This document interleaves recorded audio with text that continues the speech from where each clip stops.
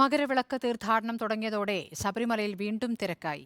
പമ്പയിൽ നിന്നും സന്നിധാനത്തിലേക്ക് എത്താൻ 9 മണിക്കൂറിലധികമാണ് വേണ്ടിവരുന്നത്. ഡൈനാമിക് ക്യൂ കോംപ്ലക്സുകളിൽ 1.5 മണിക്കൂറിലധികം കാത്തുനിൽക്കേണ്ടി വരുന്നതായി തീർത്ഥാടകർ പറയുന്നു. ഇന്ന് 80,000 പേരാണ് വിർച്വൽ ക്യൂ വഴി ദർശനത്തിന് ബുക്ക് ചെയ്തത്.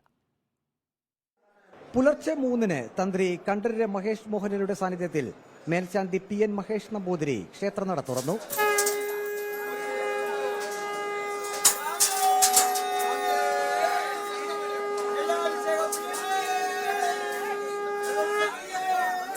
പുലർച്ചെ മുതൽ വലിയ ഭക്തജനത്തിരക്കാണ് സന്നിധാനത്ത് അനുഭവപ്പെട്ടത്.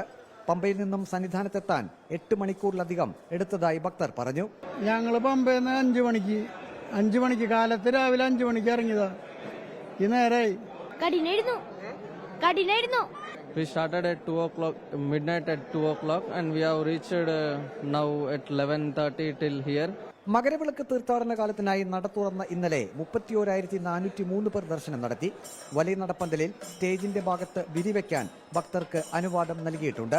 പമ്പയിൽ നിന്നും പുറപ്പെട്ട് 6 മണിക്കൂറിലധികം കഴിഞ്ഞിട്ടാണ് സന്നിധാനത്തേക്ക് ഭക്തർക്ക് എത്താൻ കഴിയുന്നത്. പുതുവത്സരത്തോടനുബന്ധിച്ച് ഇന്നും നാളെയും വലിയ ഭക്തജനത്തിരക്കാണ് സന്നിധാനത്ത് പ്രതീക്ഷിക്കുന്നത്. വീഡിയോ ജേർണലിസ്റ്റ് സുബൈർ ഫൈസിക്കൊപ്പം റിപ്പോർട്ടർ പ്രവീൺ പുരുഷോത്തമൻ. റിപ്പോർട്ടർ സന്നിധാനം.